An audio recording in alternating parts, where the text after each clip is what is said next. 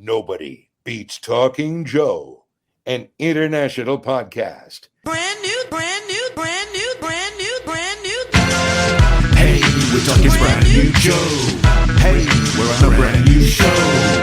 Deep dive, blow by blow. Spotting Uzis and crossbow. Like a buzzbow or pogo. Got ninjas like Don Shadow. Comics are how I spend my dough. We're coming to you in stereo. It's time for Talking Joe. With Mark and Tim, here we go. Brand new. Talking Joe is on the air.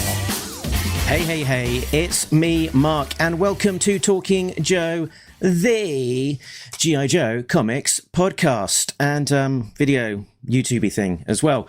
So we are coming to you again once more from the corners of the Energon Universe, aka the G.I. Joe corner of it, as we are talking about G.I. Joe issue number 14, released Wednesday, 19th of November. The official synopsis of this issue said, Dreadnok War continues. Duke and Cobra Commander are on the run, and the only way to survive the Dreadnoks is trusting each other. It's the friends you make along the journey. And that's the last thing that either of them plans to do. Plus, the first appearance of a fan favourite character. But I will not be looking at this issue just by myself. As always, I'll be joined by my co-host. It's Real American Tim. It's Tim Finn. Hello, Mark, and hello, listeners. Hello, everybody. So hello to everybody watching and listening live, such as Simon Goodall. Evening, Simon. And yes, if you are watching along live, then you can join in and send us comments as we go along. When I told Facebook earlier today that we would have a guest, our guest has rescheduled. This is a collector, and maybe we'll see this person in a future episode. So if you're wondering why there are only 2 windows, not 3, it's just cause. Shout out to Carl, aka Carl's Collections, who wasn't able to join us today, but hopefully some point in the future he will. Now, before we get too much into detail of comics, we can talk about what's been going on with us. This last weekend, I was not streaming with you, Tim, because we were in different places. I was at Thought Bubble in the north of England, which is one of the biggest and coolest comic-focused conventions that we've got in the UK. And I did bring along my G.I. Joe sketchbook with me and did add a few more things into there, such as this Dawn By Michael Lark. Very cool. By Michael Lark of Lazarus fame, and also some G.I. Joe covers during the IDW When era. you approached him, so I've always assumed that artists who never drew G.I. Joe, because this is me thinking like an 80s, 90s kid, where G.I. Joe is a little embarrassing, right? And it's something you outgrow, and then it goes away, and then you don't have it for 5 or 10 years. I assume that except for those couple of Cobra Files covers Michael Lark did for IDW, I assume if I walk up to Michael Lark and I say, will you draw a G.I. Joe character for me? He's going to laugh in my face. But he's also a professional, and you're a nice guy. That didn't happen? No, he said, well, I don't really know very much about G.I. Joe at all, but I'll draw whatever you want me to draw. And I said, what about drawing this character called Dawn? He's like, great, I don't know who she is at all, but she doesn't have any eyes. That will make it easier for me. Hooray! And then did you provide reference, or did Mr. Lark use his own phone thing? He wanted to use his own phone and reference and whatnot. And then I got this Major Blood by Dave Watchter, aka one of the greatest G.I. Joe artists who has never drawn G.I. Joe professionally. Is this how you pronounce that last name? Watchter? It's how I pronounce it. It's not necessarily accurate, but okay, you're probably right, because it is a CHT. In my mind, it was always pronounced differently. But let's say you're right. You met him. Sorry, I interrupted you. The greatest G.I. Joe artist who's never drawn G.I. Joe? Yeah, I think so, because he's just got a knack for it. He can do military. He's sort of got this I think this aesthetic, which is a bit like some of the adventure comics of the European bande dessinée kind of realm, and yeah, I think he's just, every time I've seen him draw G.I. Joe for a commission for him, and he sort of just seems to get the essence of the character just down pat. So. And he's worked with Mr. Harmer before. He's worked with Larry Harmer on some Iron Fist and on an upcoming Wolverine story that will appear in one of those anthology books. Is it Black, White, and Blood? Something like that, yes. Watchter drew a bunch of Ninja Turtles and then some aliens for Marvel. And those are both in the grand pop culture continuum that includes G.I. Joe. So, sure, I would love to see this guy draw G.I. Joe. What else? You have one more? And then you met Danny at New York Comic Con not too long ago, and now I have met her.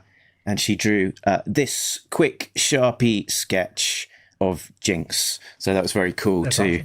Awesome. I also appreciate from your photos, you saw the same original artwork for sale from Danny's Jinx issue as I did, and you were similarly tempted. Exactly. Yes, I was like, I should buy this, but I probably shouldn't as well. I was very tempted, and it was strong. But yes, if you want to see those images in more detail, including the photo I took of Danny's original art, you can head on over to the Talking Joe Facebook page, where I've posted pictures of both my sketches and also the Danny images. So, Tim, what about you? Where were you this time last weekend? I went to Des Moines, Iowa for Assembly Required 2025, a great, very small G.I. Joe convention. While it is toy-focused, two of the guests, Ron Wagner and Phil Hester, are comics people. Ron Wagner has drawn many issues of G.I. Joe, and Phil Hester wrote and drew an issue of G.I. Joe this year.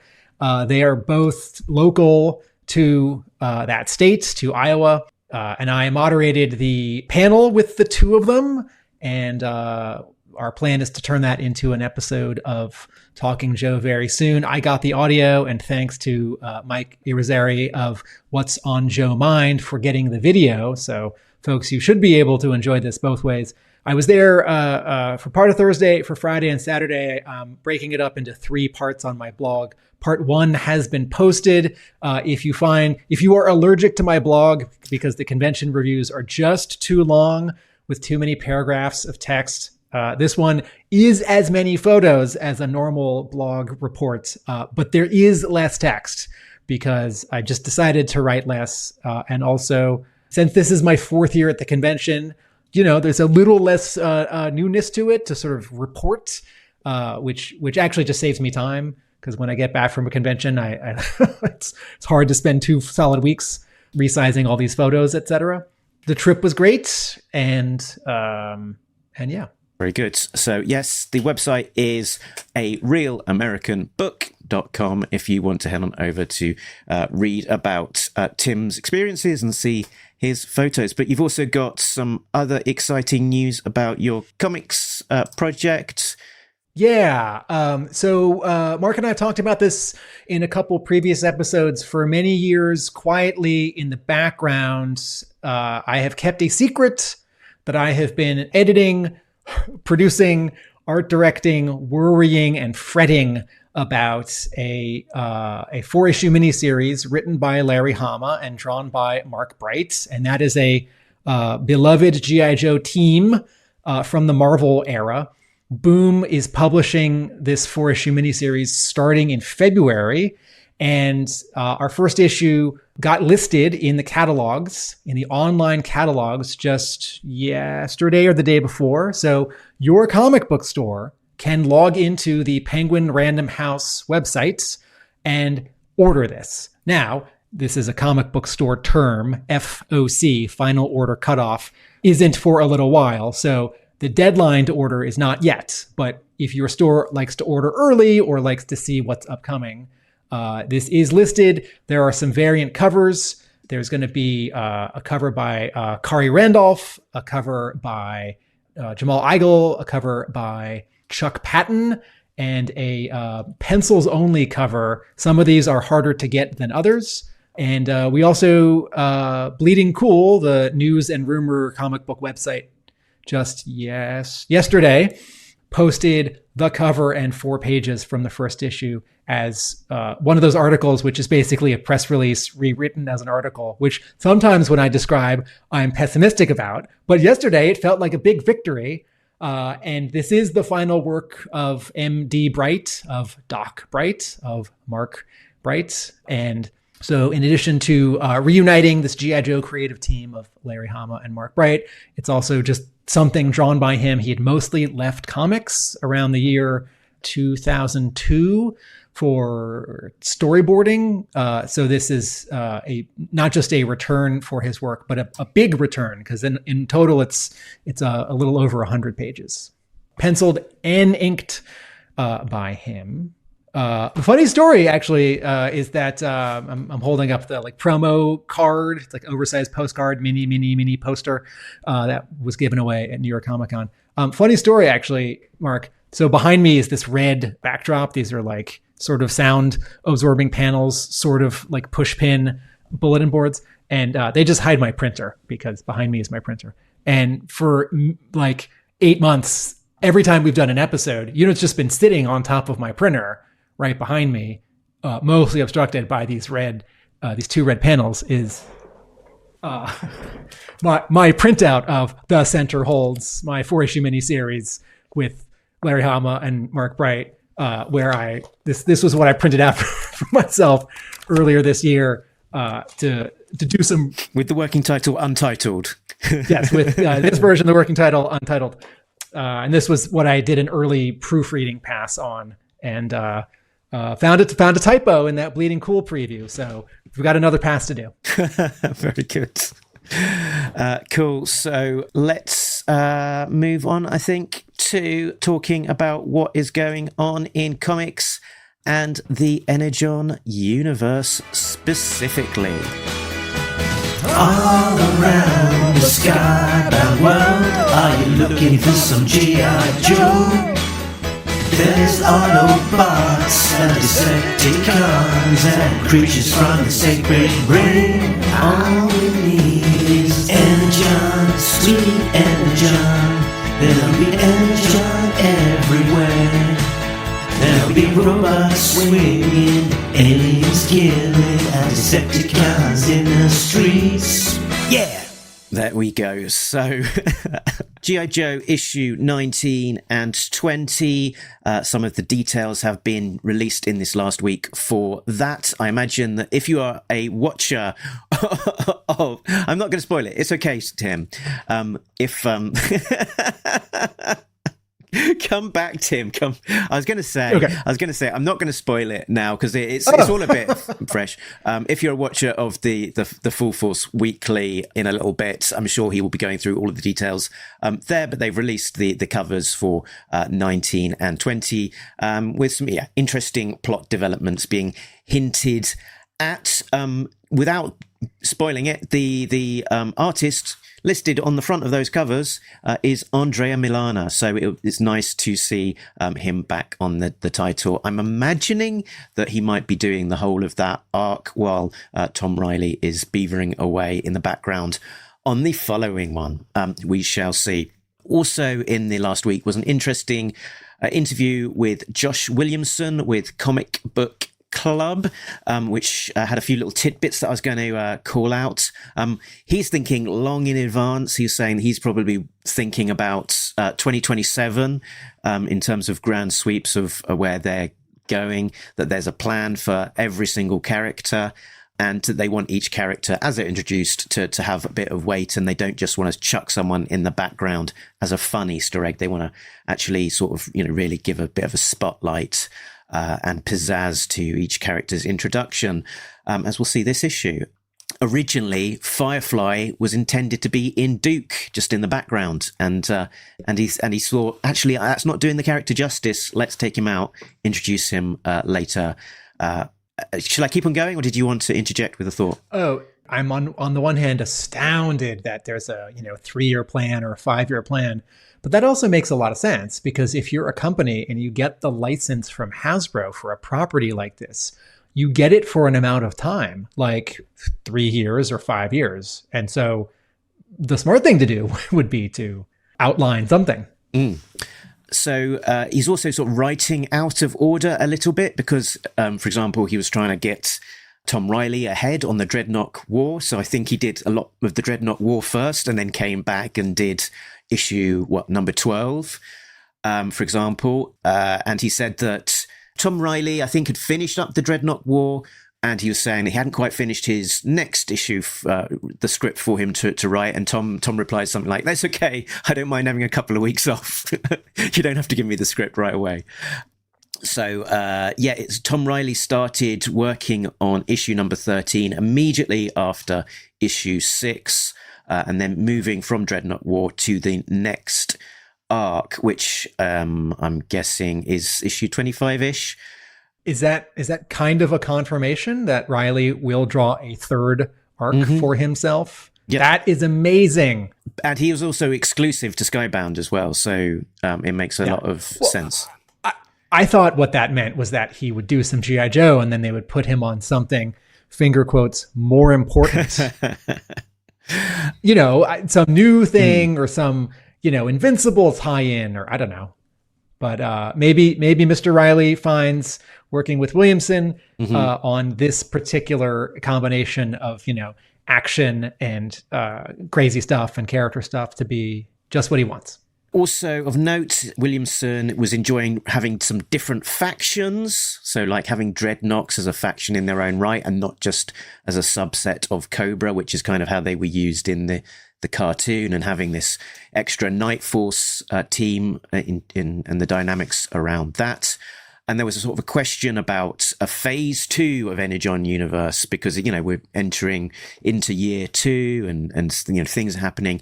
But they said, we've all got all of these big events, the relaunch of Transformers with 25 almost, the Quintesson War, the Dreadnok War, big things are happening. Is this the phase 2? And they said, this is definitely not phase 2 because I know what phase 2 will be and you'll know it when you'll see it. So big things are planned. Is that a threat or a promise? I like both.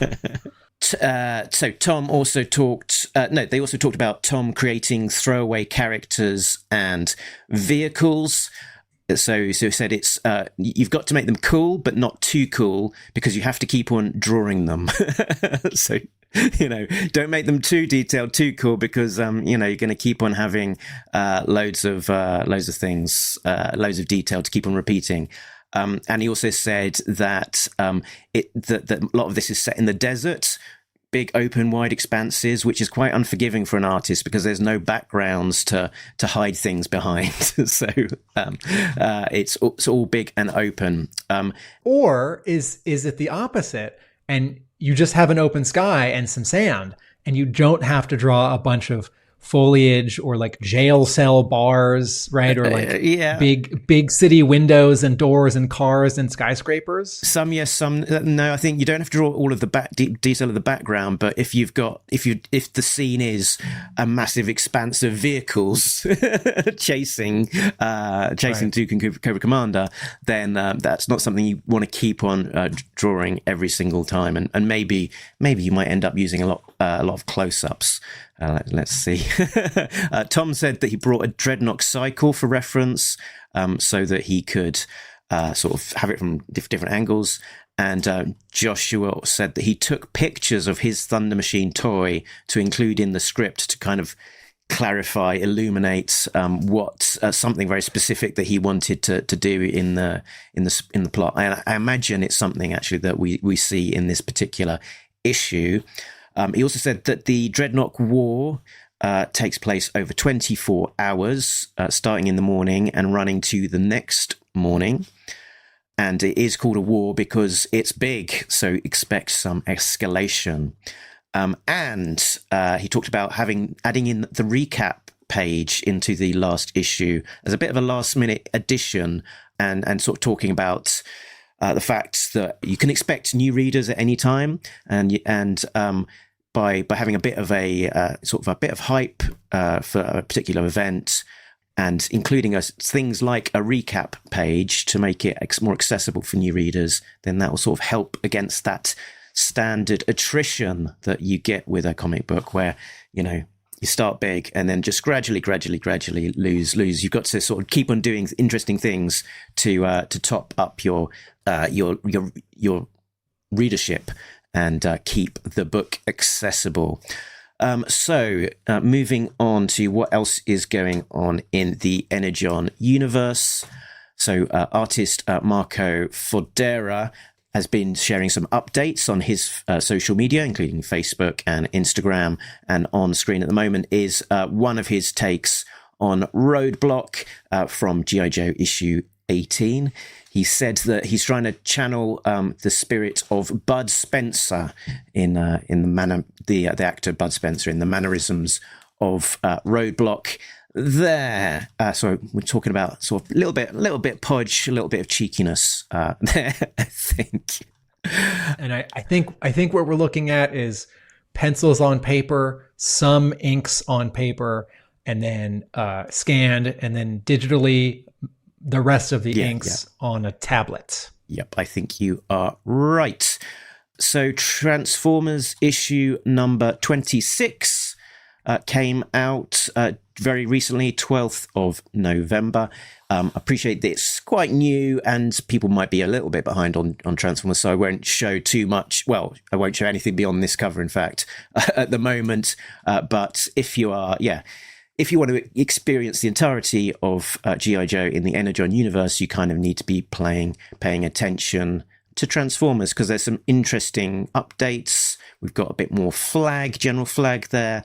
We've got a little bit more of Miles Mayhem in there, because let's not forget, we've got Miles Mayhem over in the Transformers book, and Matt Tracker in the pages of G.I. Joe. So we kind of got that mask story happening across the two books.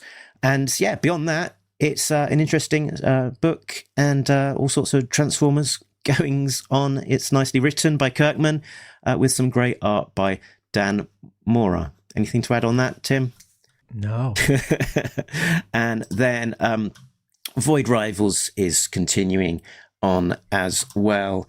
Issue number 24 came out on November the 5th, and issue number 25, the start of the Quintesson War, will be coming up very soon. I think that is 2 weeks' time from now. So, if you liked the Destro miniseries, here is a reminder that Andre Bressan, the artist who drew most of that miniseries, is drawing this next arc on Void Rivals. And then indeed, the artist who drew the previous arc will come back to do the next arc, Connor Hughes. And they've actually, Skybound have shared a couple of preview pages from issue number 25 now, and it looks visually very striking. Some quite interesting color treatments there. It's a little bit, quite poppy in the colors.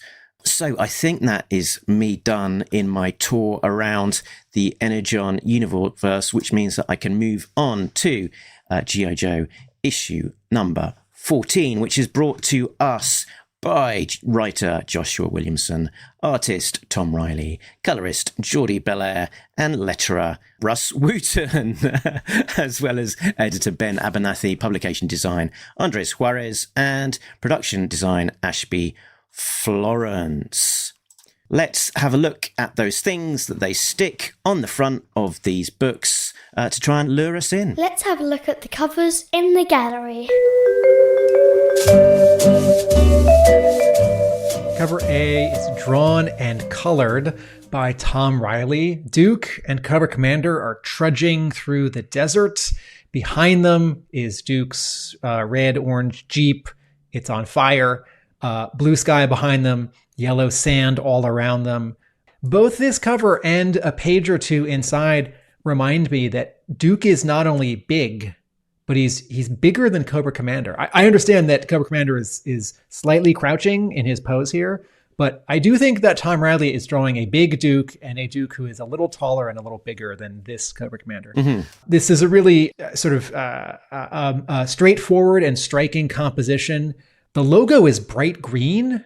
I should say hunter green, Kelly green, right? It is a bright Kelly green. And that's fun and not what I would have picked, because that green almost basically does not appear anywhere on this cover. There's just a little bit on Duke's bandolier. I would have thought like yellow or, red.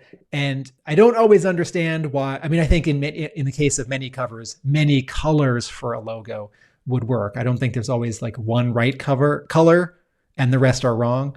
But the green is just so sort of different here. Sort of the other star of this cover, besides Duke and Cobra Commander, is all the type on the top third. And for this arc, because there are these big words that say Dreadnok War, the credits and the logo have to go lower. And I can't help but look at this cover and wonder if this was a, quote, normal cover, if this either wasn't a part of the Dreadnok War or like Dreadnok War was a little burst on the bottom right, how this cover would feel a little different if the G.I. Joe logo could move back up to its normal spot. Nothing is wrong for having it lower than normal. It's just a little different.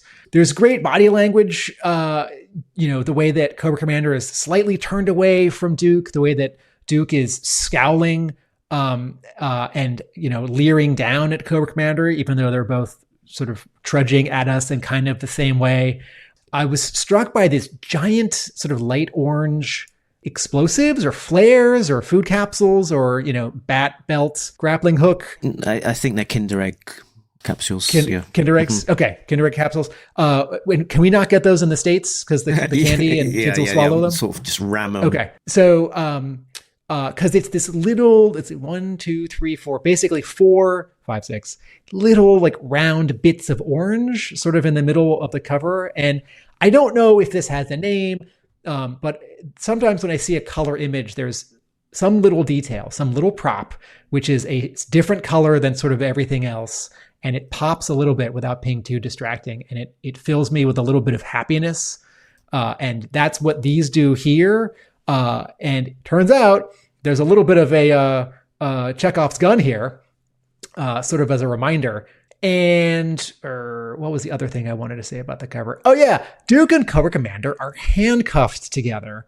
And we'll come back to this, right? When we get to the issue. Would you want to cover it now? Should we cover it now? Sure, let's do it now. There's a close up of Duke's belt capsules there. Wow, very good. So just to call out as well that Duke and Cobra Commander here are handcuffed with different hands. I believe in the book it's Duke's right hand to Cobra Commander's right hand, whereas here it's they're sort of left to right to Duke's. Oh yeah, right. And that is completely fine with me. That it's inconsistent. I mean, it would have been. I think the cover would have been drawn in advance of the actual interiors happening. So that's an element. But beyond that, covers are allowed to be just interesting compositions, and they're sort of there to conjure up the spirit of what is happening inside the book, and they don't have to be faithful to the interiors, and that is normal for covers. So, like, if the X-Men are having an adventure in their civvies on the inside of an X-Men book, by all means, on the cover, stick them in their uniforms, because that's what we want to see on a cover. And similarly, if compositionally a right hand handcuffs to a right hand looks a little bit awkward, I am happy for you to change it to a right and a left. At the same time, if, for example, Tom Reilly had drawn Cobra Commander's other hand injured and bandaged here, I would think that reads a little bit like a confusing change or a mistake. That's not what happened, but the where a cover can be an exaggeration of the inside of the issue, there are some sort of spiritual and logical limitations. The manager at my comic book shop, Jesse Farrell, we talk about color a lot.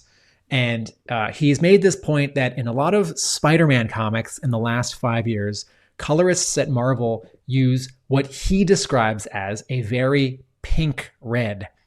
And at first I didn't sort of see what he was saying, and then I started to see it. And This red on Cobra Commander here is a very red, and I love it.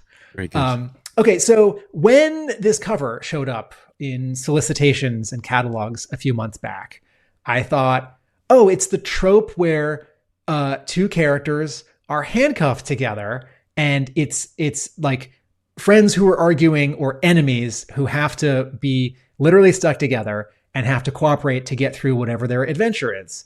And rather than go to the one or two famous movies, which have made great use of this device, this trope, which would be, what's the one with Lawrence Fishburne and one of the Baldwins? They escaped from prison. Is it a remake? I sure didn't do my homework because I was just thinking about the other time this happened in G.I. Joe. Are you ready to cue up this image? Yeah. So, folks, there is a previous time in G.I. Joe-dom where a G.I. Joe and a Cobra are handcuffed together and they gotta work together even though they're enemies. And that was in the Deke Season 3, 1991 episode, Stuck on You. And if you don't like the Deke episodes, or you've heard they're bad, that's not unreasonable. This episode was written by Steve Mitchell and Barbara Petty, who wrote 3 episodes of the Sunbow G.I. Joe, right? So what about this feels like it is working and it is sort of the G.I. Joe remember? Let's chalk that up to them. And what about it isn't working or is too silly? Let's chalk that up to, how Deke wanted to approach G.I. Joe. Cobra Commander is downed in the jungle or the forest, and Pathfinder handcuffs himself to him, his left arm to Cobra Commander's right arm. And they spend half the episode bantering and bickering in the forest, being chased by animals while some night creepers are sort of trying to rescue Cobra Commander. And I'm so offended that G.I. Joe did something so silly, right, at the time. Like, oh no, don't do that. But I am so appreciative that G.I. Joe checked off this box for this storytelling trope, because it's just a reminder that sort of, G.I. Joe can do so much. You can graft so many things onto G.I. Joe. And then I was reminded, and this is not an exhaustive list, because surely this has happened more than just this one time. But on the cover, speaking of Cobra Commander in handcuffs, on the cover to Marvel issue number 23, let's not forget that 2 Joes have Cobra Commander as a prisoner, and he is in handcuffs. And it's one of those amazing painted Michael Golden covers where he airbrushed the background and then colored the foreground element like an animation cell, basically, because he was finding that the Marvel's like reproduction of straight paintings on his Conan covers wasn't great. And that's all I came up with when I did not try very hard, Mark, to remember times that Cobra Commander has been handcuffed. Tell us in the comments if we missed one or two others. It's possible there are no others, but and then do we talk about cover B now? Because we're still in the cover gallery. I was just going to say the film you're talking about is Fled with Lawrence Fishburne and Stephen Baldwin. Yes, we can move. And here's the German. I think it's a German poster. Yeah, okay, there we go. Right, moving on to cover B by Eric Canetti. This is very exciting because I've been waiting for more work of his in G.I. Joe, and this is not a rare, expensive, hard-to-find cover. This is the regular open-to-order cover. We're looking down at the Dreadnoks. They're sort of walking along. It's all of the sort of, it's Torchbuzzer, Ripper, Xandor, Zorana, and Monkey Wrench, and behind them is a slightly tall and slightly sort of crazy beefed up Thunder Machine. The background is just sort of a slightly debris strewn, let's say, street or road. And they're all walking with attitude. They're all tough. And Canetti's characters have a real sort of stout solidity to them. And it's very exciting to have him do another G.I. Joe cover. And then there are a couple bits of there are a couple like fire ember sparks flashing in the foreground, which might be borrowed actually from the movie posters, the character posters from G.I. Joe Rise of Cobra, because those show up a lot on movie posters. And Greg Augustine shared this image that I've put on screen, which is a very interesting. Spot the difference of various different permutations of how this cover looks, depending on if you're seeing it as a physical cover or an online preview. So spot the vanishing monkey wrench. Top left-hand corner of this image in all of the preview art and the original art, we have a monkey wrench. The appearing Jersey barrier, which is actually my favorite Dreadnok. So he has been taken out of the image and swapped, with this sort of big block of sort of barrier concrete thing, and presumably because Monkey Wrench has not yet been introduced as a named Dreadnok. And so when they do want to introduce him, it will be with a little bit of extra flair. And so, I guess he has been edited out of the final version of this cover. And in those first two, folks, if you're listening speak to this of the episode, devil, Mark, he will appear. Hi, Greg. I just saw Greg at Assembly Required. He was on my trivia. We were on the same trivia team.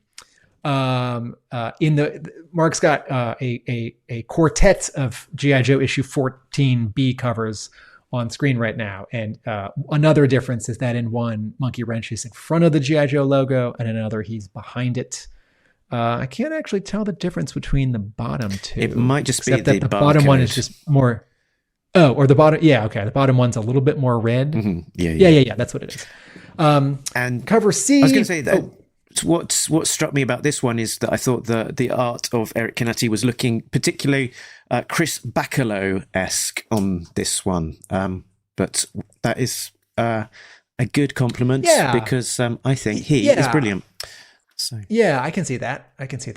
Oop, wrong one. Wrong one. Where are we? No, wrong. That's right. Cover C. Cover C. So for a while, cover Cs for G.I. Joe and Transformers were 1:10 ratio variants. And Skybound is not publishing that tier right now. So cover C, both for Transformers and also for G.I. Joe. These are also open to order.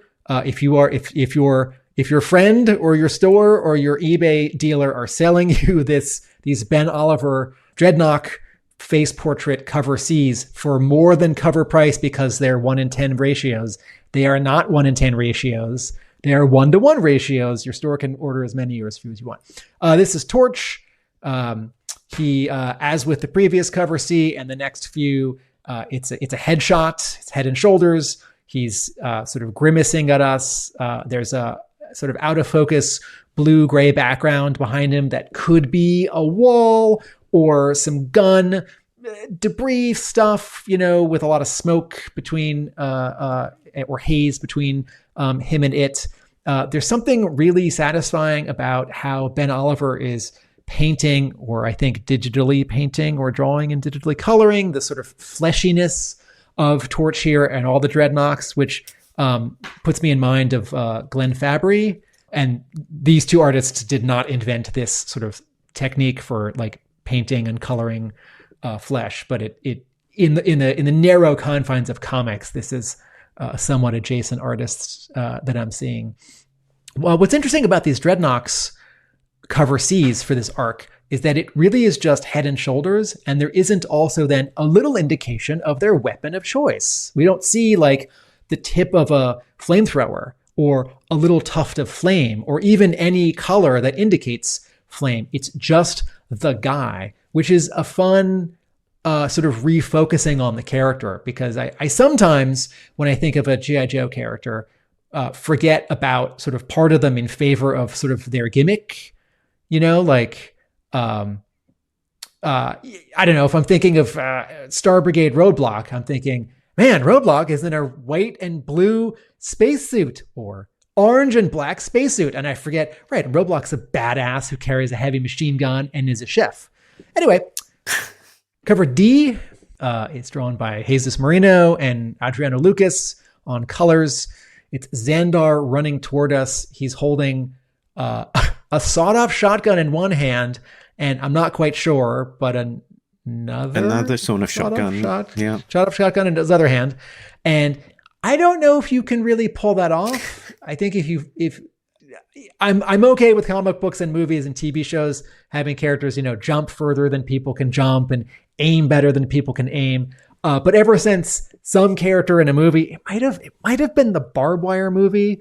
Someone has two guns, and some expert somewhere on the news or the internet said, your aim is terrible if you're firing two weapons at the same time, and also they're heavy and the recoil is sort of physically confusing. And ever since then, whenever I see a character in movies or comics firing two weapons at once, except for that Clone Wars, is it Rex or Cody? I forget. Who's got two pistols because those are lasers and it's sci-fi. I always think, can they really pull that off? And also, once he's fired his first shots here, how is he going to reload? It's going to be a logistical nightmare. So this is that background with an explosion, which reminds you of the 1980s G.I. Joe toy packaging. I do like this art. I do like Jesus Marino. I do think it's cool that he, after inking Carlos Pacheco for many years, became a fully fledged penciler, and I think would also maybe ink himself. I do have to say, of all of these 1 in 25 ratios with a single character and the explosion behind them, this one of Xandar and the one last month, they're good drawings and I like them. They feel different from every other G.I. Joe, Duke, Scarlet, Cobra Commander, Destro, explosion background cover we've seen, because they're more action. It's not the character sort of standing there, posing there. And it does feel more drawn like a, quote, regular comic, whereas some of these have been like a little painterly, a little fancy. So I like this, but it feels a little different.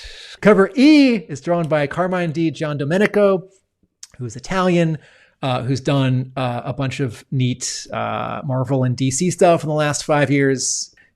Did that Magneto Testament miniseries. I think did some Daredevil. Just recently drew some Absolute Superman, a couple of issues along the way. This cover is Duke and Cobra Commander in Duke's Jeep. There's a real sense of diagonal to this cover, the way that Duke and Cobra Commander are posed, the way that the Jeep is almost like reverse italicized. It's almost like skewed or stretched as if it's a bit of a cartoon character in and of itself. And then in the background, there are up in the air some Dreadnok motorcycles, although they're wearing helmets and they look less like Dreadnoks and more like some kind of, motor viper. And then down underneath the Jeep that's sort of mid-air on the ground level are some vehicles that are coming along. There's some fire in the bottom left, and then a cool and strange color treatment overall, whereas you look at Tom Reilly's colors for the cover A, and it's like that blue sky is blue, that blue Cobra Commander is blue, that yellow sand is yellow, that like red Jeep is red. And here it feels like an overcast day, and there's a lot of green and a lot of gray in this cover. And Duke's otherwise sort of bright orange red Jeep here is actually like a muted maroon. And the sort of yellow or blue sky is actually like kind of a sickly gray green. And I like it, and it makes the cover very different from Tom Reilly's, even though they're showing sort of a similar image. Once again, we have this trade, as we saw on the previous cover, where the previous issue's cover, where Cobra Commander is holding Duke's weapon, and Duke has a sidearm. Are there any retailer exclusive covers this month? There's an objection from the gallery. Rawhide Pig packed two pistols at once. I assume many other cowboys were pictured carrying two handguns. Sustained, will allow it. I think you said Rawhide Pig. Did I? I think you meant Rawhide Kid. Crikey, I've got pigs on the brain then. the Marvel Western character. Don't spoil it. So next up, we are on the retailer variant, which is from 616 Comics, Bjorn Barends, Destro with a foil variant and a Virgin variant. It's basically the same image twice, one featuring a slightly more pinky treatment and the other a little bit more sort of orangey with glowing, sort of green eyes as opposed to glowing pink eyes. This is a portrait. He's a little bit at an angle away from us. We're at chin height, looking very slightly up at the rest of his face. His lips are a little pursed, and there's a very metallic quality to his helmet, reflecting all this flame around him. His collar is really big in this cover. And hey, look, there are some embers from the other cover, from the cover, from cover B, from the Rise of Cobra movie posters. I think Christopher Nolan's Dark Knight Rises posters had some embers. I can't remember. Lots of embery bits. So I think that brings us back into issue number 14 proper.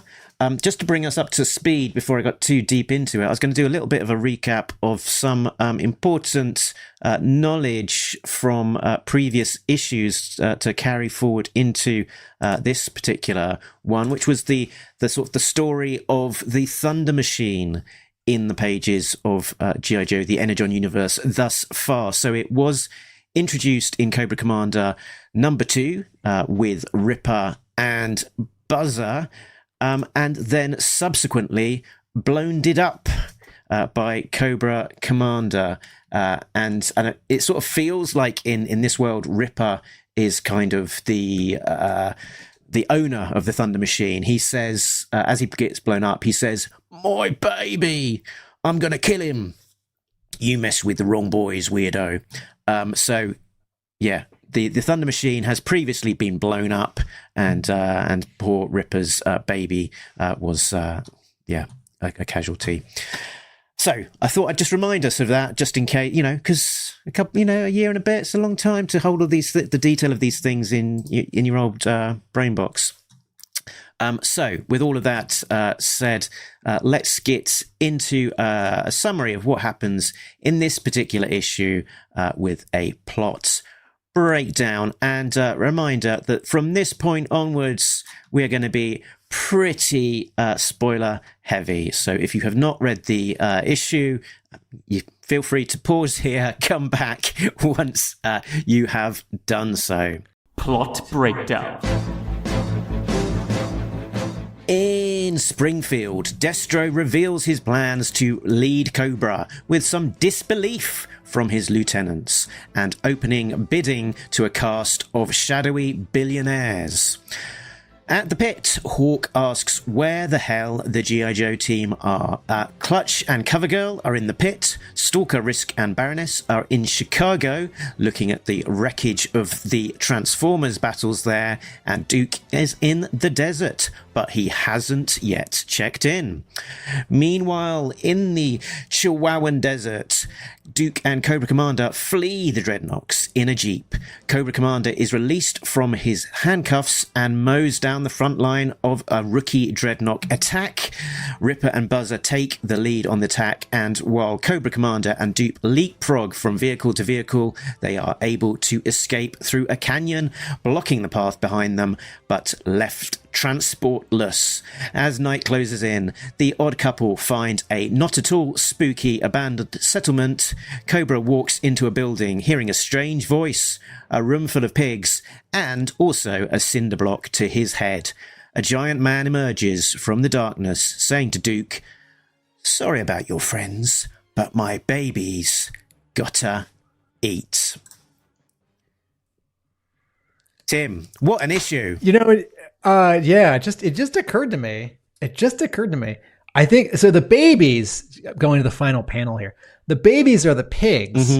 But since this issue features a letter from Andrew J. Shaw, who I believe was a steady letter writer to Skybound for much of or all of the Walking Dead and probably Invincible. I was sort of thinking, oh, is there an inadvertent link to The Walking Dead here?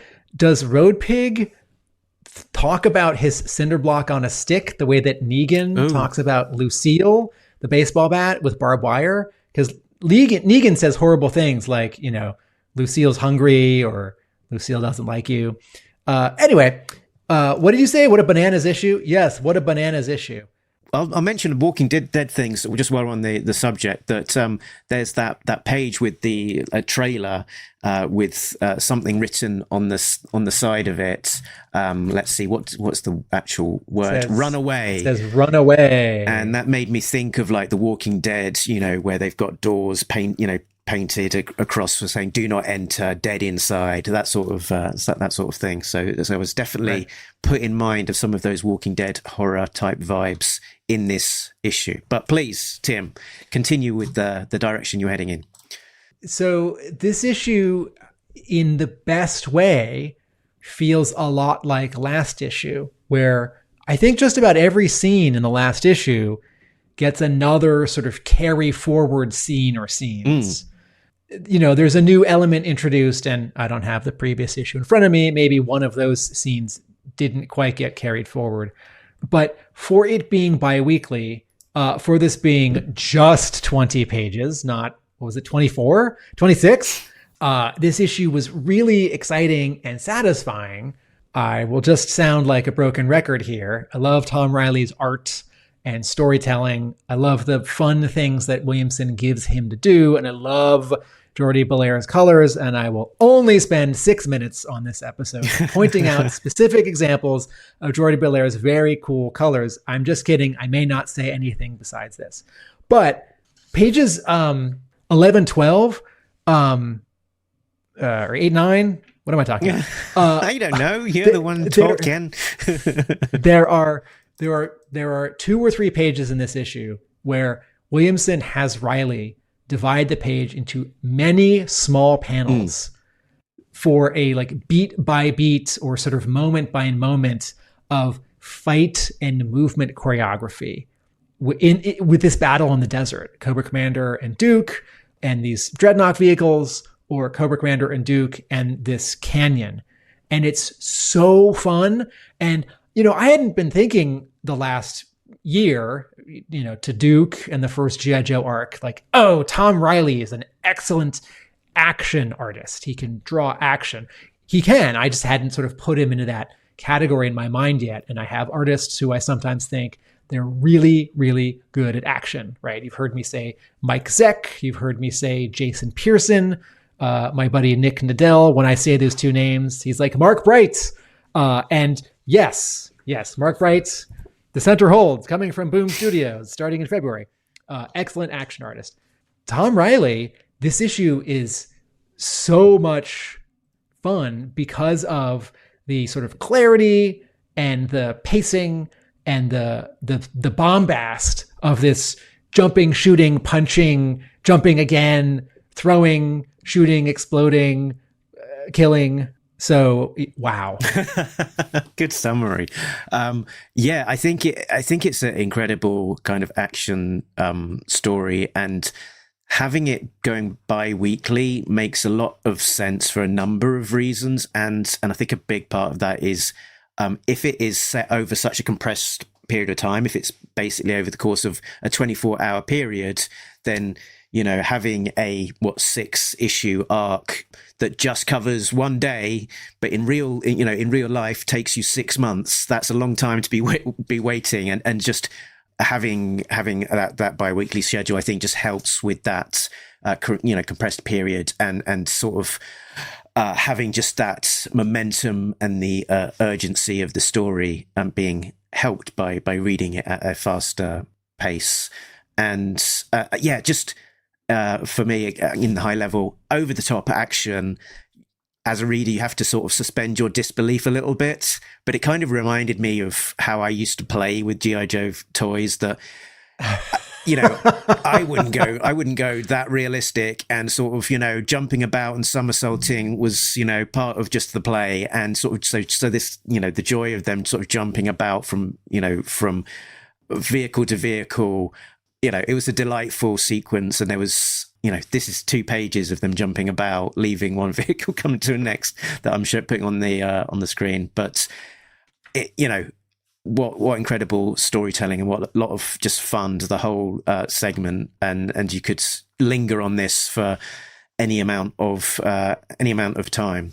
Yeah, Mark has pages 10, 11 up right now, and if you read this issue quickly, or if you haven't yet read this issue, do yourself a favor, and when you get to these 2 pages and the page before, force yourself to slow down and really look at every panel and sort of say to yourself what is happening, and sort of what is the like choreography or distance covered from the previous panel and to the next panel. And Mark, that's a nice phrase. This is like action figure play.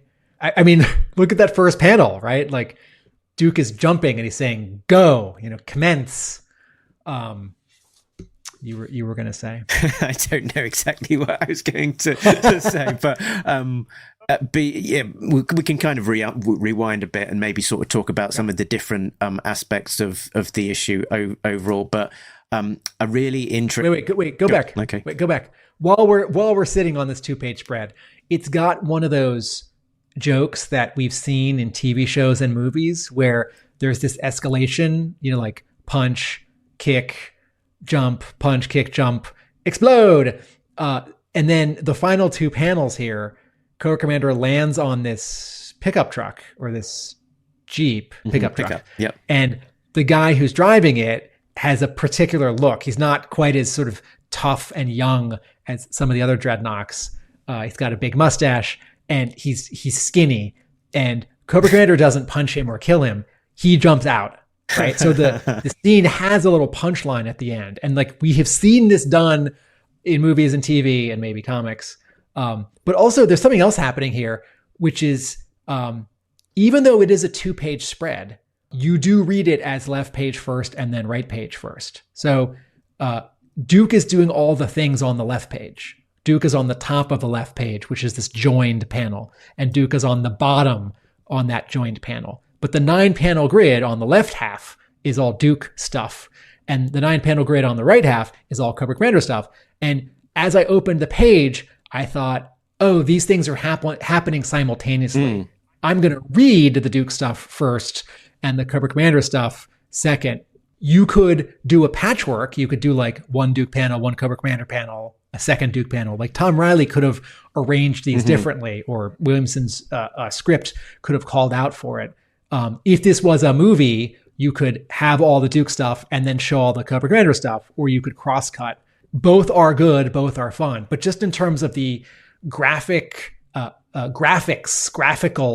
nature of comic books, that you turn a page and you take in a panel, a page, and 2 pages all at the same time in your brain, even though you then start to read 1 panel at a time. Like this is a different experience than movie or TV show. And even though it's accomplishing some similar story material. Look at these crazy colors, right? It's like it's peach, then some like pale yellow, and then some red. And that this panel, it's technically it is technically the second panel that's on page 2, but you'd read it as like the 12th panel or something.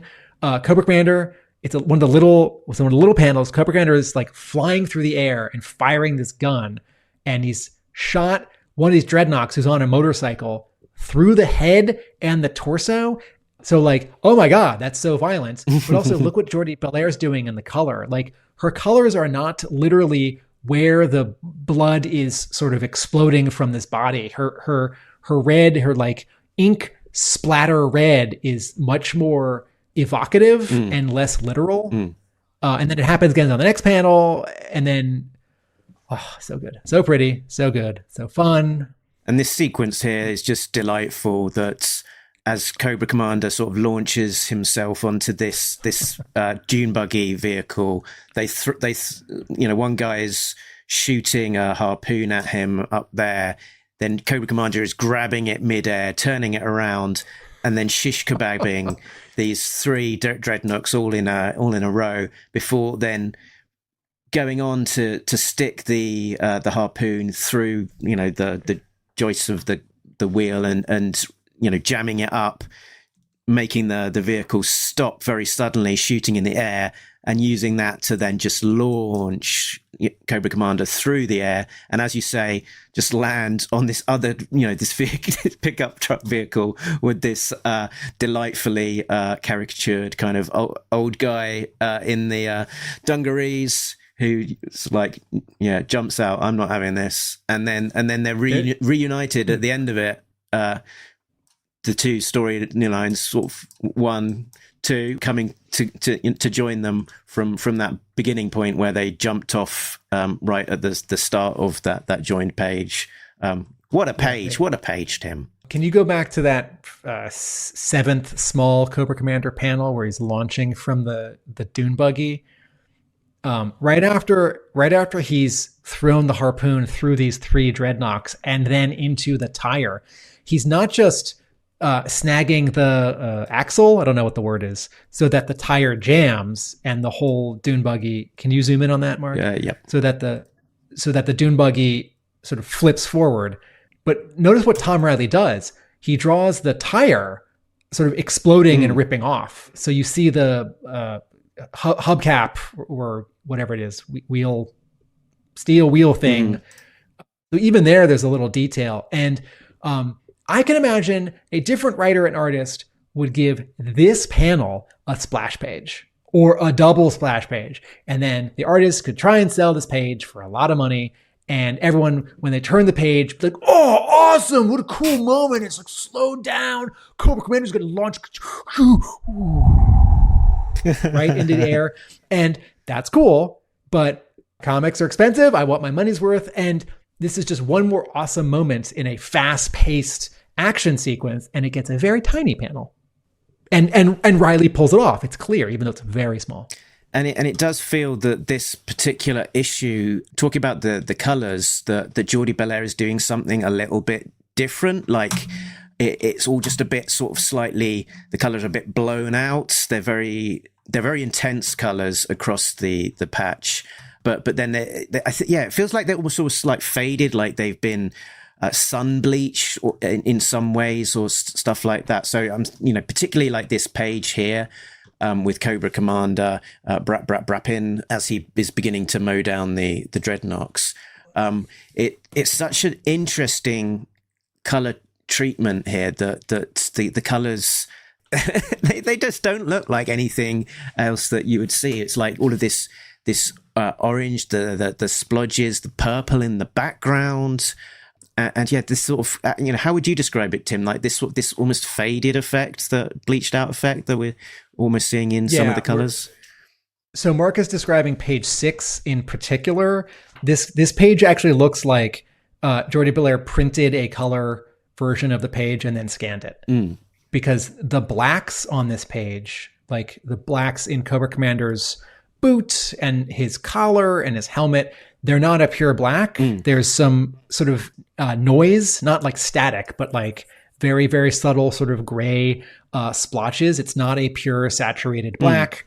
And then similarly, the violet, the magenta, the orange, the yellow, they're all pale. And in fact, the only, I think, pure black are the maybe not even the panel borders. So yes, and I don't know what that treatment exactly says about this scene.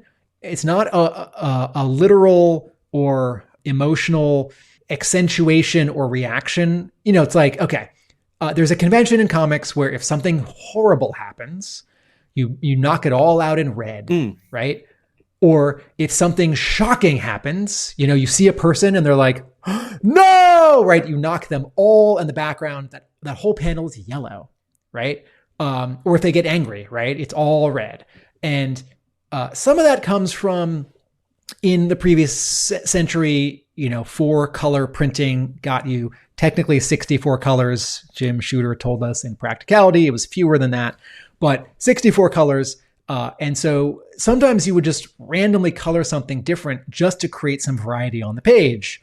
Like you turn the page and everyone is like orange and green just to make it sort of different on the page, or like a nighttime scene is all like light blue and dark blue. I think partly what it might be is that this issue is sort of leaning a little bit into like the video nasties, like, you know, your 80s VHS second generation copies of a horror film handed down from one to another, a forbidden item, and you know, with the sort of the degradation of some of maybe the colors from kind of, you know, the production values of those video nasties, but then also maybe as it gets duplicated and so on, and sort of played back via the imperfect medium of video, that kind of thing. That maybe it's sort of leaning into some of those sort of 80s low budget horror vibes to some degree. I could see that the generation loss of dubbing a tape over and over, or the look of a B movie or a lower budget movie versus a studio's, like prestige project, and with a bit more like grit in the film, and Yeah, I mean, if you were already used to this approach on G.I. Joe, right? Like the Tom Reilly pages, if you have difficulty separating art from color, right? I know that they're done separately, but when you read your comics, if you sort of take it all in at once, and you have a hard time sort of separating these different like notes, the way that someone can, sip wine and say, oh, I taste this and I taste that. Just go pick up like a Larry Hama IDW issue of A Real American Hero, which has work by a different color artist and a very different color treatment. And in most cases, color is sort of literal, like wherever they are, the color is what the thing is, with maybe just a little bit of reaction to like if it's daytime or nighttime. But here, I mean, certainly a lot of this orange and red and yellow is happening because these are scenes of violence. And that's a way to sort of tone it down and slightly, anonymize the Dreadnoks that are getting shot up, because they don't matter. And if that sounds callous of me, Zorana says it in the story that they don't matter. The ones that are getting killed in the front don't matter. But this is a convention in comics where, the panel where someone gets shot or gets impaled, or a bunch of people are attacked, or you turn the page and there's like a vampire and a bunch of his victims that are like unconscious behind him, and it's all bathed in red or orange or maroon. And sometimes that's to make it less horrible. Like the old comics code authority rule was that blood couldn't be red. So you read Marvel comics in the 60s and 70s and 80s, and blood would be maroon. And some of this is a little bit of a throwback to that. And some of this is what Mark was saying about maybe our interpretation of Jordie Bellaire's like highly subjective and sort of continually shifting palette. And this is one of the things that comics can, and I think should do, right? When you have a scene change, you have an opportunity to change your palette. And after this several pages of exciting desert stuff, it's quite a dramatic you turn change, the page. Yeah. You turn the page and you get this one really striking page where Hawk is upset and Clutch is sort of covering for everyone. And Reilly is inking that page. Should I hold it up if you don't have a scan of it? Put it there. Reilly there you go. Is inking this page really differently because we're in the pit. It's only lit by computer screens. Everyone is underlit, and that creates not a horror angle on Hawk, but a dramatic effect, right? It accentuates that he's impatient, that he's angry. But this scene would not sort of play the same. It wouldn't act so differently if it was also in oranges and pinks and reds, right? So you could do this in like blues and yellows, or the way that like when when Rock and Roll died at the end of issue 1, right? Just crazy blue, full page.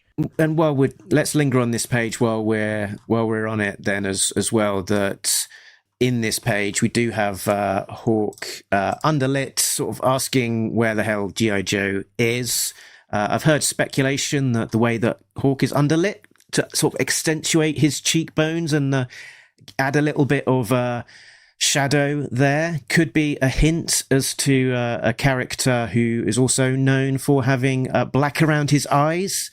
I'm talking about Zartan, who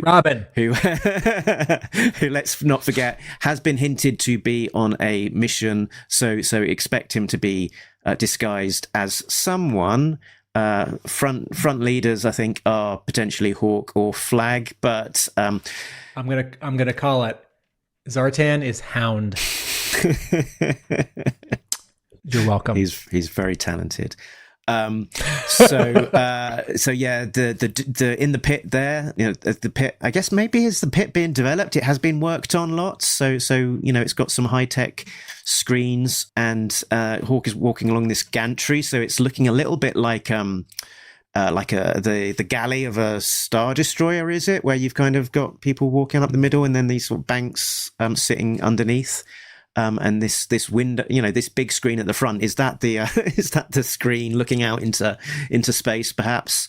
And there's a lovely little touch here as well that Cover Girl is talking to Stalker and Risk. A sort of blink and you'll miss it there in the fine detail of that particular panel. And nice that they are sort of touching on that plot point that you would expect the G.I. Joe to be going out and investigating the carnage left behind in Chicago, given their mission to take on the Transformers. So makes sense for them to be on that side mission. But remind us, we did not see Stalker and Risk on that mission in the previous issue, right? Not yet. So this tiny drawing of them on this monitor in this one panel is both the first time in word balloons it's mentioned and also the first time it's visualized.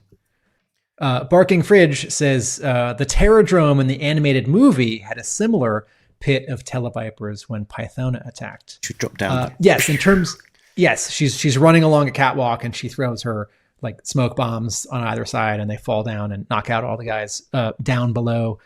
Specifically, and I'm not too sure if this has been called out before yet, but Hawk is going to meet with General Flag at Langley to review what is happening. So we're sort of seeing this sort of connectivity between Flag, who thus far we've seen mostly in Transformers and a couple of pages in Destro, meeting up with Hawk, but there hasn't been like it hasn't been sort of made completely clear, I don't think, about how Hawk sort of connects up to Flag, maybe as his paymaster.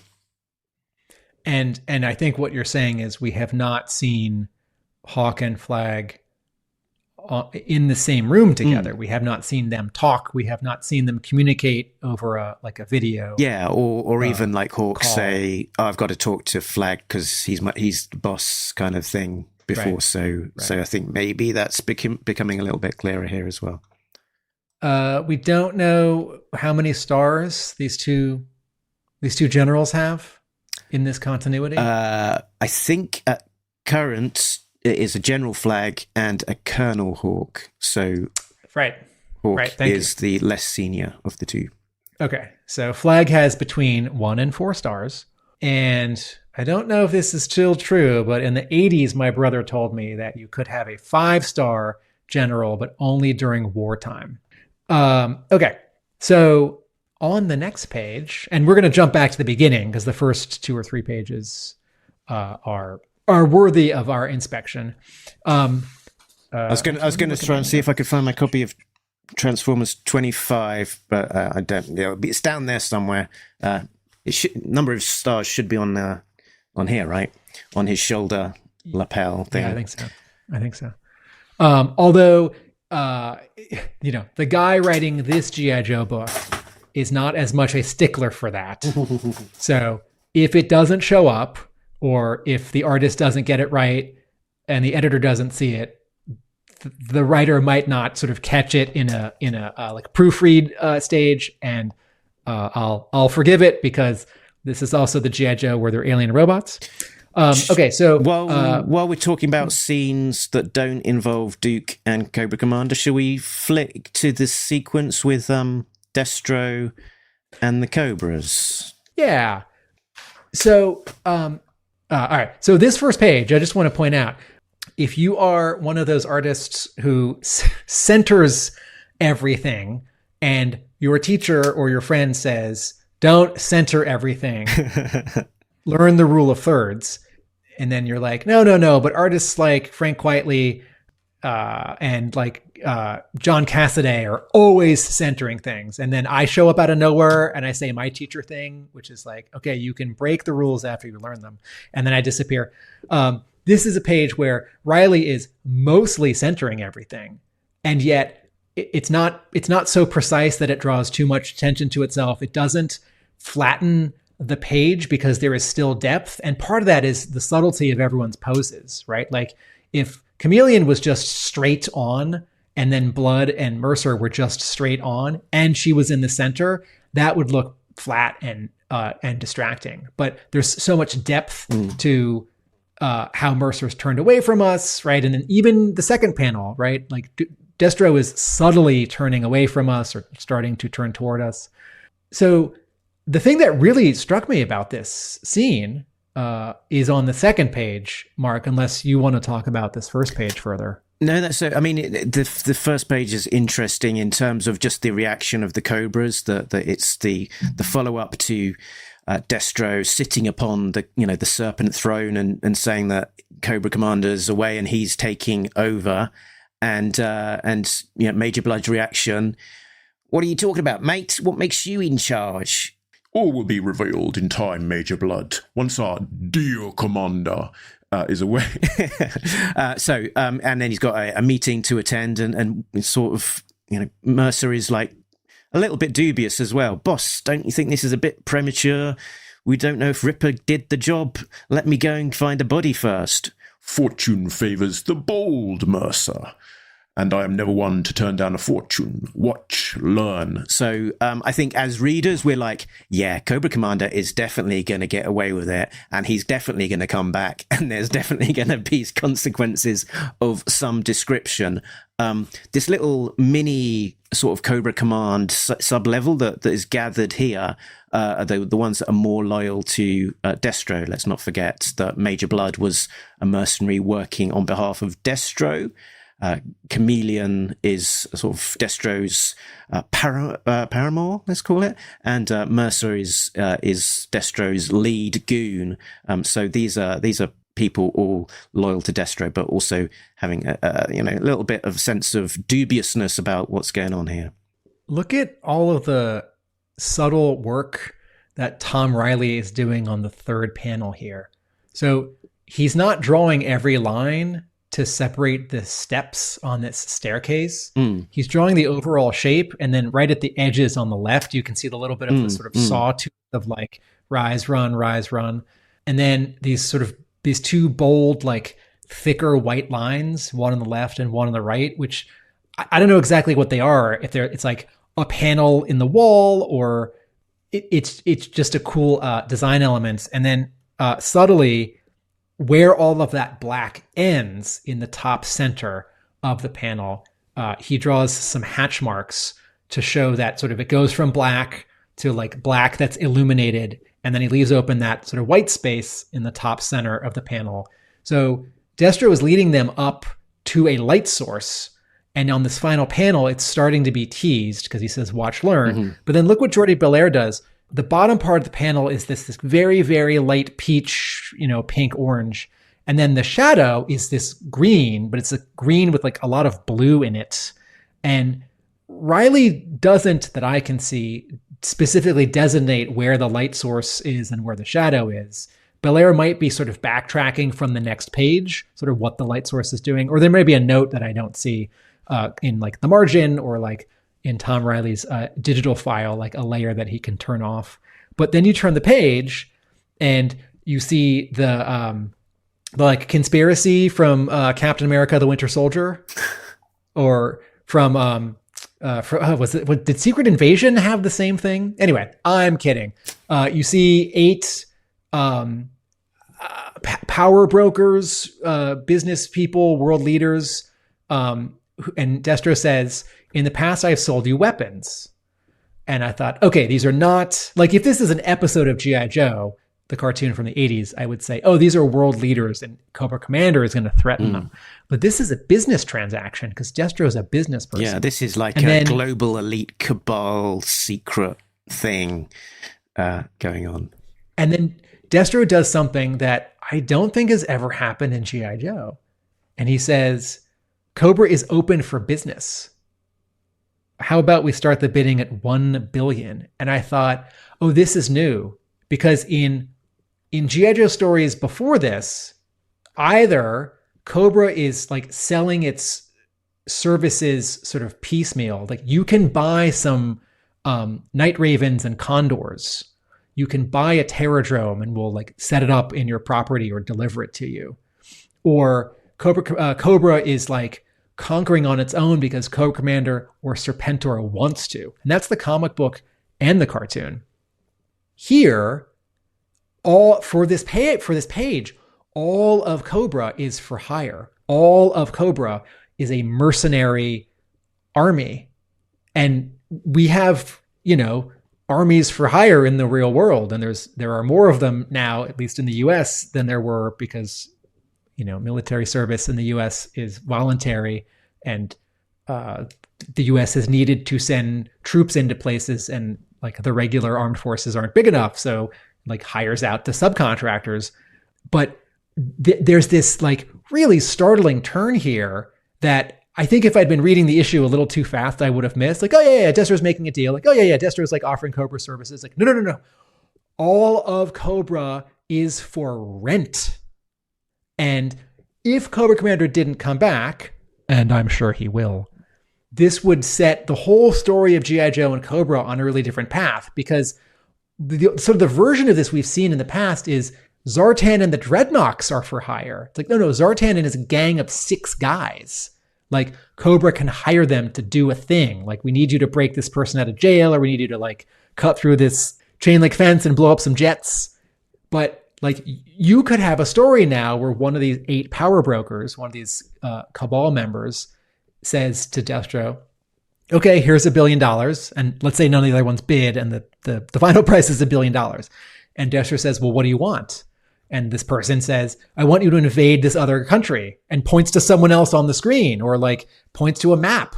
Like, I want you to take Chicago. Those robots just ruined it. Or, and the general nuts and bolts of a G.I. Joe story, like these are bad guys and they're going to fight other bad guys and they're going to fight good guys.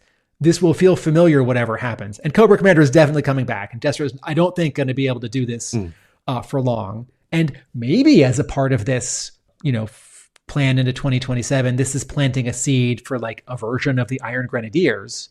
But this is like a left turn that I don't think has ever happened in G.I. Joe. And Cobra Commander has probably got, an ideology in terms of how he wants to use Cobra, and Destro is sort of setting it on a different path.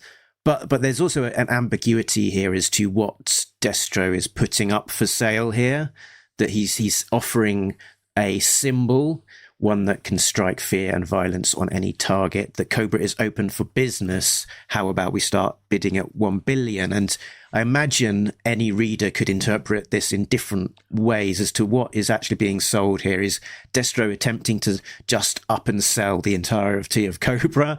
Is he trying to franchise out the symbol? That you can start up your own Cobra terrorist organization and we'll give, supply the parts, or is he sort of putting them out as a kind of a private terrorist organization for hire? I think a little bit TBC there in terms of actually, and maybe we'll never know, but yes, that's a good counter. Maybe my take was a little too specific and we don't know yet, but this does, in all the versions of around issue Marvel 100 and 108, 109, 110, 111, there's that scene where Destro takes his mask off and then he and Baroness kiss, and he's proving, because he's leaving, he's getting out. And isn't that at like an air show where he or Cobra Commander are like showing off some Cobra vehicles for sale to like heads of state of countries that the US has a problem with? Maybe someone in the comments can remember and correct me. Yeah, I mean, certainly, yeah, there have been like those, sort of armament shows where Cobra and Destro are selling off stuff, and it happened in Destro. It happened in Destro Yeah, issue 1 or 2. I do feel like this one here is bigger and more different than any of the other ones that we've seen. And the bigger part feels of a piece with this sort of scale of the Energon universe. And because Cobra Commander is not involved, it feels sort of spicy and it could go anywhere.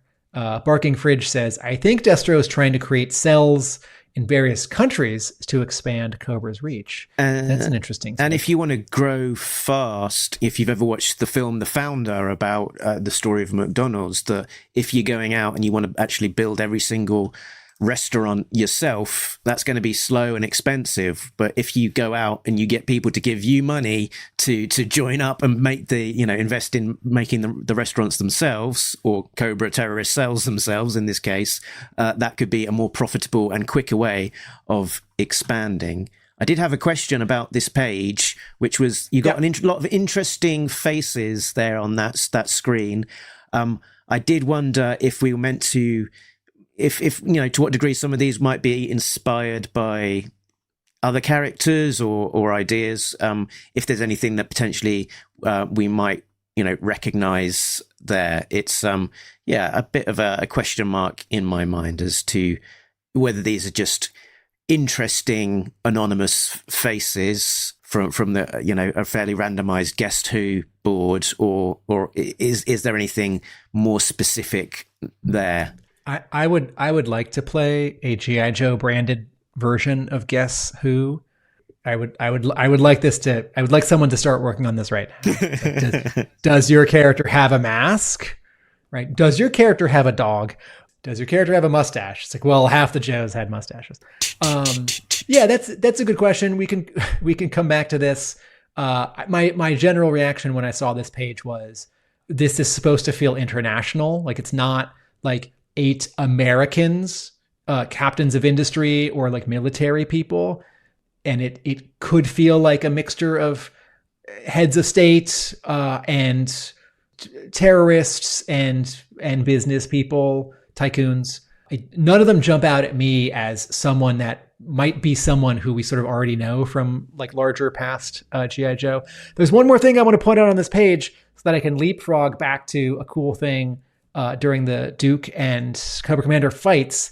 And that is, and I said it last episode when we talked about the Energon Universe, once again, twice again, Tom Reilly is having fun with the reflectivity of Destro's mask and Cobra Commander's mask. So here we are on page 2, and Destro is slightly bowing forward, not in like, he's not giving any ground. He's just making a grand gesture, right? He says, Cobra is open for business. But the sort of whole front and top of his head reflects these faces. And you're not supposed to read anything into that in terms of like the detail, like which one's more important or like which one is cropped. Reilly is just reminding us that this is a very cool sort of visual device that you can show something reflected on this guy's head. And then you turn forward 1, 2, and a third, go ahead 3 pages. So here on page 5, and it is the second panel on page 5, but it's the 1, 2, 3, 4, 5th panel you read because this is a 2-page spread. There's a really cool thing where while Cobra Commander is trying to convince Duke to unshackle him and then give him a gun, can you go forward 2 panels? It's got the TSH exclamation mark sound effect. Okay. Mm-hmm. Cobra Commander says, you are not a fool. You are a cunning soldier. You know what needs to be done. And as if to accentuate how desperate this is and that Duke does need to free Cobra Commander, before he does, what's the final straw? A bullet fired by a Dreadnok comes right over Duke's head, hits the rearview mirror, breaks it, right? Cool sound effect, TSH exclamation mark. And Jordie Bellaire colors it in this like white, like your brain says yellow, but it's actually white. There's some yellow on the edges. And both are reflected in Cobra Commander's faceplate. Both the like bullet line, but it's curved because of the curvature of his face mask. And then the shattering.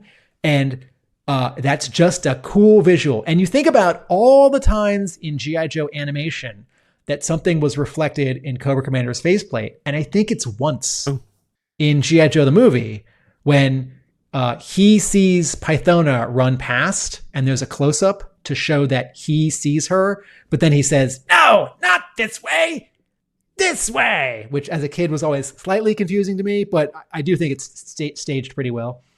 Anyway, this is an awesome panel.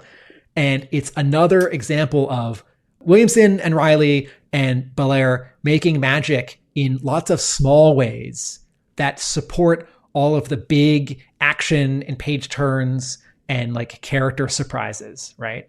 So I love this panel. And speaking of character surprises, I was going to say, anytime, also just as a more general point, anytime there's a metallic surface, so Destro's faceplate, Cobra Commander's mask, goggles, whatever, just pause, have a look, because Reilly is bound to be doing something interesting with a reflection there. So we've talked about, I think, the whole comic except for the final scene where it's sundown. But man, look at it's this page 15, right? Like it's sundown, and Duke has said already it's going to get cold. And what does Bellaire do? She colors the whole scene this like brown brick red, right? Where we see this like little sort of settlement, gas station, the close sign, right? This entire page, there's one word balloon. Should I hold it up? This entire page, there's one word balloon. And considering how fast this scene, this comic book moves, considering all the big action, a page like this is really different, exciting in its own way. The contrast is really important. You slow down on the previous page because we're back to the pit and it's just talking and like, oh, the boss is angry. And then you get here and it's like, this page is just all mood. It's all tone. Like we've had all this action, like our hero is going to get out of it, and Cobra Commander, the villain you love to hate, he's going to get out of it. And like something bad is going to happen. And it's not just because the trailer says run away and the like kids playground, like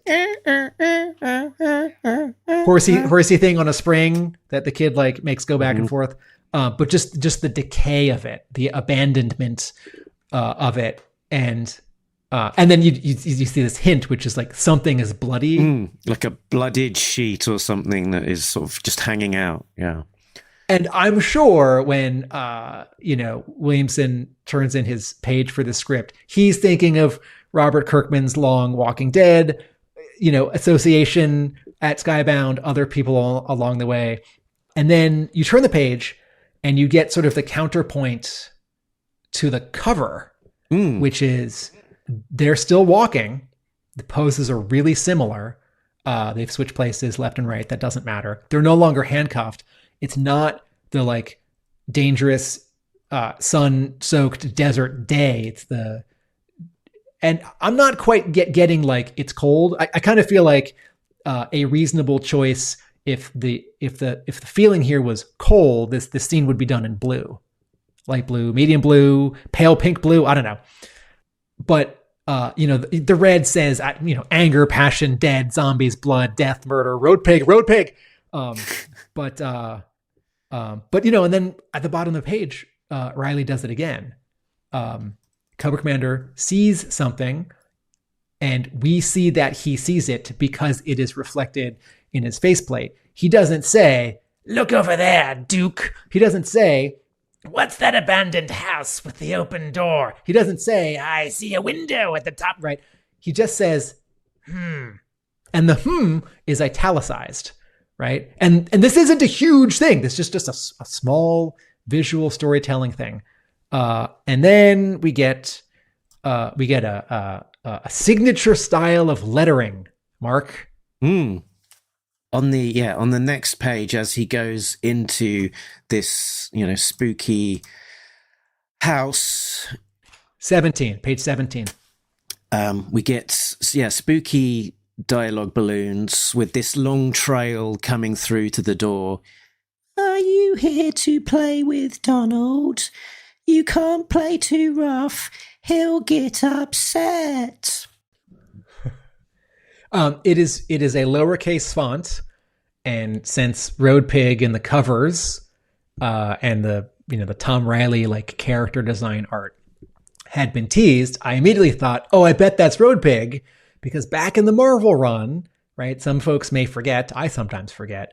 Oh, good. Mark's got a picture on screen. This is from issue 84? This is like Ron Wagner's final issue. Ron Wagner's final issue. Well, he'd come back and do 2 issues at IDW, but his final issue in the Marvel run. This is issue number 83, which is got Road Pig on the 83. front cover, which is the first appearance of Road Pig in the A Real American Hero book back in the day. So in the Marvel run, Road Pig had a split personality, and one of them he would speak with a lowercase lettering, and the other he would speak in sort of a normal uppercase lettering, but with a stutter. And the lowercase lettering that's when Donald is speaking. Yep. And then the shouty uppercase is Road Pig. Right. And unfortunately, the 2 times that Road Pig showed up in the IDW continuation of Larry Hama's Marvel story, there was just the uppercase lettering. And so even though there was dialogue for both versions of the character, it got lost. There wasn't the visual cue, and the context wasn't so strongly defined that you're like, oh, he's speaking as 2 different personalities. But there's something else that's happening here in this Skybound issue, page 17, with these 2 word balloons, because it's not just a lowercase font. The letters are wobbly, right? They're not on a straight line. And then as Mark said, the outline of the word balloons is sort of wobbly, jagged. And then the tail that's going into a doorway is like swoopy, like someone saying it like they're tired or like they're a ghost. And there's all of this decay and sort of trash and like the ceilings crumbling, and Cobra Commander sees this, right? The first panel, he sees the house. Second panel, he steps on the front step up to the porch. Third panel, he has entered the doorway. Fourth panel, he's looking sort of down or over his shoulder. We can't quite know. But because the camera is low, looking up past him at the ceiling, what that panel is saying is that he is aware of how like cracked and falling apart the ceiling is. And then he has sort of this reaction pose where he is now turning and looking down the hall to this doorway where the only light source from the issue is coming. And is he heading to that door, or is he passing another doorway when he sees the pigs? I'm getting the impression that he's walking forward. I guess it looks like he's turning and passing on his left, which was maybe where that voice was coming from. Okay. But yeah, it looks like he's sort of like walking forward, kind of looking to his left as he's doing it.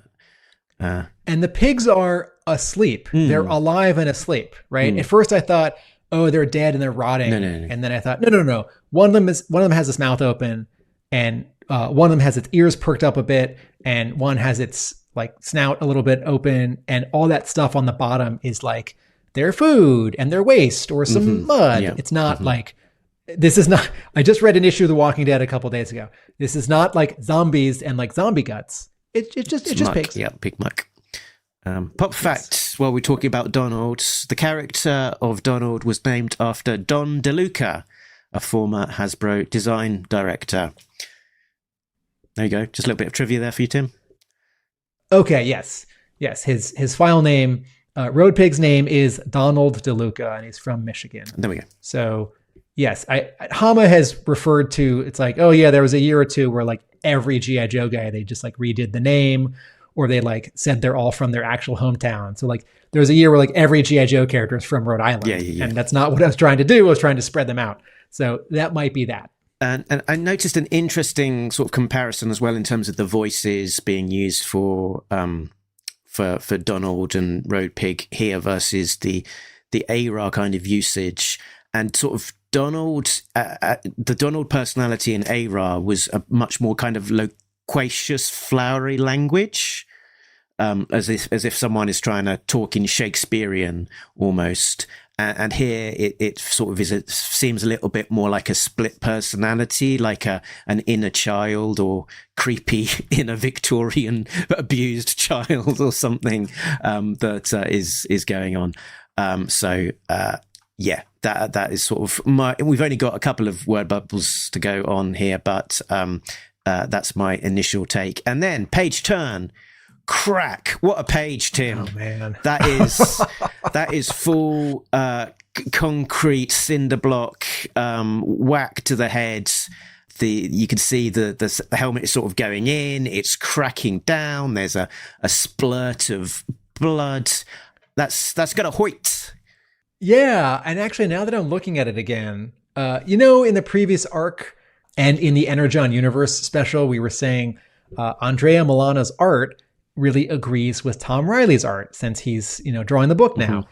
And neither Milana nor Reilly invented this shape that is in the background that sort of becomes the speed lines, which then dissipate into the black ink of the room. But having been paying attention to some strong diagonals and verticals in those Andrea Milana issues in the previous arc, I'm looking at this and I'm thinking, oh, there's sure are some Andrea Milana diagonals. What a... this is a page turn. This is a splash page worth saving up for. And I'm really glad that the cool, we didn't say it out loud, did we? Okay, we'll go back to that. The Cobra Commander jumping when I was Cobra Commander sort of gets catapulted off the dune buggy when it crashes. Okay. That could have been a half page. That could have been a full page, a double page splash. What a in the pacing of comics, what a full page splash is supposed to do generally is slow you down. Whether it's a page turn or not, when you see something that big, you are generally supposed to spend some time on it. And this is like a traditional take on comics pacing, but smaller panels where there are more per page, the pace is faster, right? And it's analogous to edits or cuts in film and TV, right? If you have a long scene, that might be slower paced, and if you start to have more cuts and your shots are shorter in duration. But Cobra Commander, I think we've all thought this, but I want to say it out loud. Cobra Commander has been somewhat invincible in many issues in a row now, right? He's unkillable, he's unstoppable. Sure, Duke handcuffed him and then pretty quickly unhandcuffed him, right? Sure, he got his hand laser cut off or dismantled, but we know he's still incredibly dangerous because he took out a bunch of those Dreadnoks, and all the dialogue he's saying to Duke on the previous 2 pages, it's all simmering threat.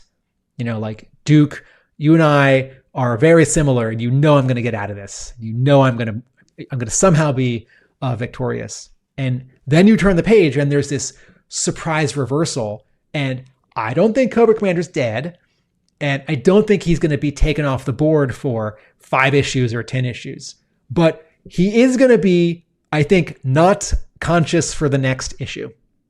And Duke is on his own, and that does several things. That gives Duke sort of more to do, that makes us sympathetic to Cobra Commander, which we sort of want to be because he's awesome, but we don't want to be because he's horrible. We are disappointed because Duke really wants to bring him back alive to stand trial. Cobra Commander was taunting him in the previous issue, you can't shoot me. Or Duke's I want to shoot you, but I got to take you back. You're under arrest. What this also does is that it immediately elevates the threat of Road Pig, right? Of course, Road Pig was always technically able to do this because he's big, he's a little nuts, and he's got this significant weapon, but he never did this. But in the Energon universe, this kind of surprise thing can happen, and it gets a full page. And then on top of that, it gets a full page, but Road Pig isn't on this page, nor are even his hands, right? If you know G.I. Joe, you understand what's happening. If you're one of these readers, and I keep being pleasantly surprised by the letters page, someone writes in and they're like, I'd never paid attention to G.I. Joe, but now I'm reading your Energon Universe comics. And I'm like, what? And also, neat. It takes another 2/3 of a page for Road Pig to show up. And even then you're not sure what's happening. And then it's on the final page where you get this what Larry Hama would call, or what like Scott McCloud would call, sort of closure, where you have this element, the weapon, and then you have this scary character, but you now see them together, right? You see Road Pig holding his weapon, like, oh, he did that. Yeah. And then the, like, you know, the dialogue on the final page is like funny and horrible. So having said all that, Mark, your turn. Yeah. To put a pin in that, sorry about your friends, but my baby's gotta eat. And yeah, just imagining like terrible, horrifying sound pigs effects, or boars or hogs are sort of, you know, doing this tug of war, ripping away a Cobra Commander's uniform. His helmet is off and the mask shattered in half. So we're sort of left with this mystery as to what has happened to Cobra Commander. How badly hurt is he? And I want to say this explicitly, what Mark just said. After he gets hit, we do not see Cobra Commander's, we don't see him land on the ground. We don't see his arm like twitch.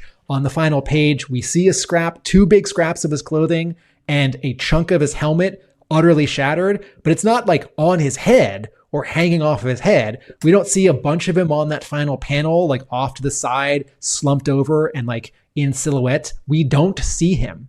So that could be like, nope, he's still dangerous. He's from Cobra Law. And like, maybe he's going to stand up and his like head's going to be sort of knocked to the left. And he's going to say to Road Pig, like, how dare you, in the next issue. And then I'll be wrong. And he is in the next issue. Or, you know, the first page of the next issue, like, Riley's going to pull the camera back and we're just going to reestablish how big the room is. Road Pig is 2 steps away from Duke. Duke is starting to back away and Cobra Commander's on the ground, unconscious between them. It might be that simple, but by taking visually Cobra Commander out of the scene here, it's not unclear, like, where'd he go? Is there a trap door? Did Riley forget? It just adds to this sort of unnerving quality of how badly is he injured? And what's going to happen? What's he going to do? Yeah, you can see the helmet there. It's got that the blow on the side of it from the cinder block. Although, you know, it's not. It's a big blow and it's damaged the helmet, but it's not necessarily completely catastrophic. And even that sort of stripe bit on the top of the helmet has fallen off, leaving something behind it. Barking Fridge says, hopefully there's no C4 tripwire in the helmet to be set off if removed without a code. Williamson has sort of said he's not reading the Larry Hama comic. He's just reading the file cards. So that might not be a reference that Williamson knows. Yeah. So yes, see. that may not be the case. But yeah, what a cool reveal of Road Pig. There are the Tom Reilly interpretations of the design, the turnarounds, which were revealed at New York Comic Con, and very much leaning into the G.I. Joe classified design. In the classified, he's got a dog called Raucous, we've not seen yet, but he does have this horrific looking boar mask. And in some of the publicity photos for the release of the figures, it did have him using his cinder block in anger, smashing into the mask of one of these Steel Brigade characters as well. So there is Road Pig as per the classified promo photos, and not a million miles away from the kind of vibe that's being created there. With what is his tat in the action figure? What's the tattoo on his stomach? I think it is the word Dreadnok written in sort of like slightly gothic font across his middle. Mark, are you satisfied with the classifiedization of the Road Pig design? Yeah, for that action figure? It's a cool update. It makes him a ginormous guy. It's sort of adding in these new bits into the lore with some additional design elements, and that wild boar element is particularly cool and horrific, and it's created a really cool inspiration for the comic interpretation.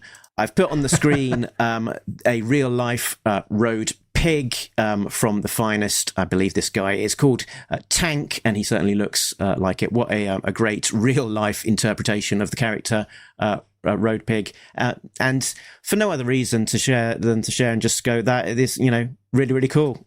Why not? While we're talking Road Pig, who, let's not forget, Tim, Road Pig, the character, as revealed in the letters page, well, not in the back of the book, has never been it's never been animated, has definitely never appeared in any cartoons before. So I just wanted to sort of just remind listeners that Road Pig definitely never been in any cartoons before. He's definitely never threatened the Queen of England. I think this is from Chunnel. A season 4 Deke episode of G.I. Joe. The one I was talking about earlier, Stuck on You, is season 3. Season 3 is like a little silly, and season 4 is very silly. We are probably at time. Yep. Should we wrap this up in case people want to get to the Chris McLeod? Yeah, let's do that. So, what was I going to jump across to say? I think it was just that next time we will be together. We will be talking about G.I. Joe issue number 15, which will be available 2 weeks from the release of the last issue, December 3rd, 2025, as we get into part 3 of the Dreadnok War, which will obviously be very exciting indeed. And also look out for the next issue of Transformers number 27, which will be on sale December the 10th. Was there anything else I was going to say? And ask your comic book store to order The Center Holds issue 1, coming out in February. That's not a part of the Energon Universe, not Skybound. So good link. Is there anything else that you would like to promote and tell people about where you can be found, Tim? YouTube, Atomic Abe, Hub Comics, arealamericanbook.com. Very good. So if you are new to Talking Joe, you can find us at talkingjoe.co.uk, which is the website which points to all of the places that we can be found. If you have not yet done so, please make sure that you have liked and subscribed over here. So do that, like, subscribe. If you're watching this in after our live stream, still, feel free to chip in with some comments. What do you think is in Duke's test tube on his chest with the green liquid? Or is it liquid, or is it just the outer casing's color? I'm not sure what it is. Do feel free to let me know what your thoughts are. And I'll just give a shout out to the Patreon members, patreon.com/talkingjoe. Big thanks to Richard, Sam, Bill, Rob, Shane, Simon, Chris, Joe, Craig, Frank, D, Shane V2. This one is wearing a pig mask. Infinite Entertainment, Patrick, Gary V, and Coldroff. They are all getting early access to ad-free episodes as well as exclusive content. So, Tim, I think we've covered everything. Audience, if you're enjoying hearing about comics and you want to hear more, head on over to the Full Force Weekly, which is now streaming and talking about the latest G.I. Joe comics, I'm sure, as we speak, and doing some reveals of issues number 19 and 20, if you want those covers spoilt. But otherwise, I think we are done. And, Tim, is there anything you would like to just close with some very poignant and thoughts before we go? Yes, I'd like to remind everyone that nobody beats Talking Joe, an international podcast. Laters.